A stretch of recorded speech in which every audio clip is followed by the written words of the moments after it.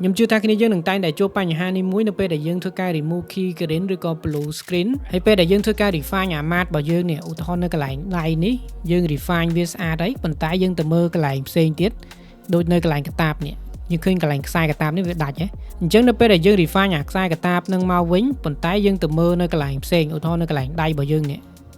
វានឹងជួបបញ្ហាវិញវាឡើងជា black line ណាអញ្ចឹងឥឡូវដើម្បីងាយស្រួលមើលខ្ញុំដាក់ background អ្នកគ្នាមើល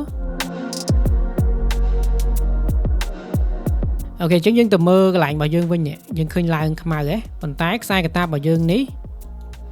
គឺយើងមក refine វាមកវិញស្អាតហើយអញ្ចឹងកន្លែងនេះខ្ញុំចង់មានន័យថានៅពេលអ្នកគ្នា refine កន្លែងមួ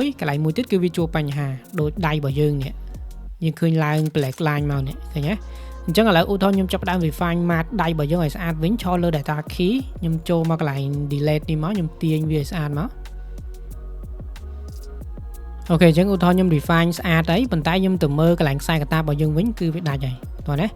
តោះឥឡូវយើងចាប់ផ្ដើម fix កន្លែងហ្នឹងមកអញ្ចឹងដើម្បី refine ខ្សែកតាបរបស់យើងមកវិញខ្ញុំចុចនៅលើ data key ខ្ញុំ control C ហើយខ្ញុំ control V មួយមកបន្តមកទៀតអ្នកគ្នាចុច mouse ស្ដាមទាញ output data key ដែលយើងបាន copy មិញចូលមក data key ដើមរបស់យើងមកហើយអ្នកគ្នាបន្លែងវាយើងយកពាក្យថា solid matte អញ្ចឹងអា solid matte ហ្នឹងវាអត់ទាន់ចូលទៅលើវីដេអូរបស់យើងទេយើងត្រូវការទាញ output វីដេអូរបស់យើងចូលមកកាន់ data key ហ្នឹងមកបន្តមកទៀតអ្នកគ្នាទាញ rectangle mask របស់យើងចូលមកមួយមកដើម្បីយើង mask នៅកន្លែងកតាបរបស់យើងនេះអញ្ចឹងខ្ញុំចុច mouse ស្ដាមដូចគ្នាទាញ output របស់ mask របស់យើងចូលមកក្នុង data key ដែលយើង copy មកហើយយើងបន្លែងយកពាក្យថា garbage matte បន្តមកទៀតអ្នកគ្នាសេរីឡើង rectangle mask របស់យើងឲ្យទូចមកអាកន្លែងខ្សែកតាបរបស់យើងហ្នឹងឲ្យវាប៉ិនកន្លែងហ្នឹងមក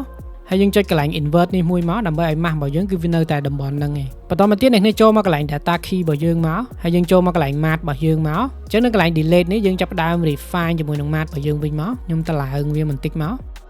អញ្ចឹងខ្ញុំយកវាប៉ុណ្ណឹងមកឥឡូវយើងទៅមើលកន្លែងផ្សេងតើវាមានបញ្ហាអីអត់អញ្ចឹងយើងមកមើលដៃរបស់យើងនេះឃើញទេវាលែងឡើងខ្មៅមកទៀតដោយសារអី